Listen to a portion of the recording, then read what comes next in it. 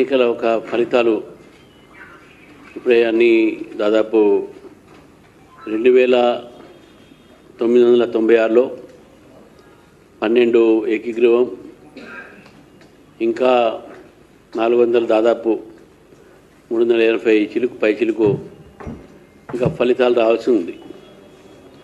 ఇప్పటికే అధికారికంగా 250 వార్డ్స్లో భారతీయ జనతా పార్టీ ముందంజలో ఉంది, గెలిచింది కూడా. అదేవిధంగా సింగిల్ లార్జెస్ట్ పార్టీగా దాదాపు 6 మున్సిపాలిటీస్లో సింగిల్ లార్జెస్ట్ పార్టీగా ఆవిర్భవించింది. రెండోది, మున్సిపల్ కార్పొరేషన్స్లో మొట్టమొదటిసారిగా నిజామాబాద్, కరీంనగర్ రెండు కూడా కైవసకం చేసుకునే దిశలో మేము వెళ్తూ ఉన్నాం. ఇప్పటివరకు భారతీయ జనతా పార్టీకు 250 వార్డ్ మెంబర్స్ కేవలం మున్సిపాలిటీస్లో, మున్సిపల్ కార్పొరేషన్లో దాదాపు 70 దాకా, 5 మంచిర్యాల, రామగుండం 1, నల్గొండ 4, అదేవిధంగా మంచిర్యాలలో 4, మన నిజామాబాదు, ఇవి 30 మొత్తం 70 పైగా ఇప్పుడు గెలిచేటటువంటి మన పరిస్థితి కనబడతా ఉంది. మొత్తం కలిపి 320 నుంచి 350 కార్పొరేషన్స్, వార్డు మెంబర్స్ కూడా భారతీయ జనతా పార్టీ గెలుపు దిశలో ఉన్నారు. 2 మున్సిపల్ కార్పొరేషన్స్, అదేవిధంగా స్పష్టంగా మాకు మున్సిపాలిటీస్ దాదాపు నారాయణపేట కూడా వచ్చేసింది. దాంతోపాటు ఆదిలాబాద్ కూడా ఆల్మోస్ట్ వచ్చేసినట్టే. రాయకల్లు, వేములవాడ, మెట్పల్లి ఇవన్నీ కూడా చాలా ఏవైతే మున్సిపాలిటీస్ ఉన్నాయో మళ్ళీ సింగిల్ లార్జెస్ట్ పార్టీగా అక్కడ కూడా చైర్మన్స్ కూడా భారతీయ జనతా పార్టీ ఉన్నాయి. గతంలో కేవలం 2 మున్సిపాలిటీస్ మాత్రమే. గతంలో మాకు కేవలం 204 వార్డు మెంబర్స్ మాత్రం మొత్తం స్టేట్లో ఉంది.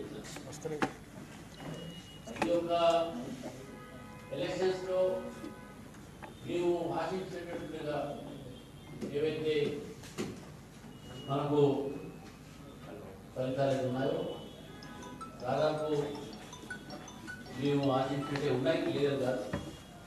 కాకపోతే కొన్ని జిల్లాల్లో కొన్ని స్థానంలో మేము ఊహించిన దానికన్నా కొద్దిగా తక్కువ ఓట్లు వచ్చిండొచ్చు. దానికి కూడా మీకు కారణాలు విశ్లేషిస్తాను. మేము ఎలక్షన్స్ ఒక ప్రచారంలో మొత్తం తెలంగాణలో భారతీయ జనతా పార్టీ ఏం చేయబోతుంది, ఏం చేస్తుంది, మోదీ గారి నుంచి మేము ఏం తీసుకువస్తాము, ఏ అయితే మున్సిపాలిటీస్ను ఏ విధంగా మేము తీర్చిదిద్దుతాము అనేది మేనిఫెస్టోతో సహా ప్రభుత్వం చేసినటువంటి తప్పిదాలు ఈ రెండింటి మీద చార్ట్ షీట్ కూడా తీయడం జరిగింది. ప్రజలు చాలా వరకు మాకు ఇచ్చినటువంటి ఒక తీర్పు ఈరోజు మీరు ఆశించిన విధంగానే ఉంది. ఎందుకంటే దాదాపు 350 సీట్లు మేము ఇప్పుడు గెలుస్తున్నాం, అన్ని కూడా కలిపి.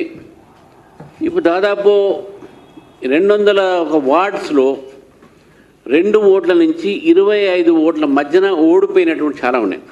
5 ఓట్లతోని, 10 ఓట్లతోని. ఇది చాలా తక్కువ ఓట్లతో ఓడిపోయినటువంటి ఒక విషయం.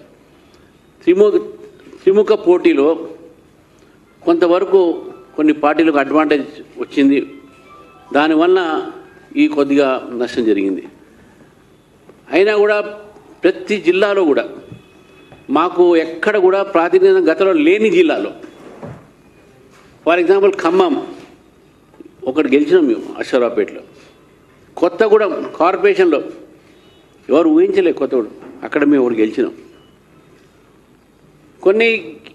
కొన్ని చోట మేము గెలుస్తాం అనుకున్న చోట మేము గెలవలేకపోయినాం, అది వేరే మాట. కానీ కొన్ని ఎక్కువగా మేము నల్గొండ ఎక్కువ గెలుస్తాం అనుకున్నాం. కానీ అక్కడ జరిగిన దౌర్జన్యం ఏతుందో మీరు చూశారు. మా అక్కడ అధ్యక్షుడు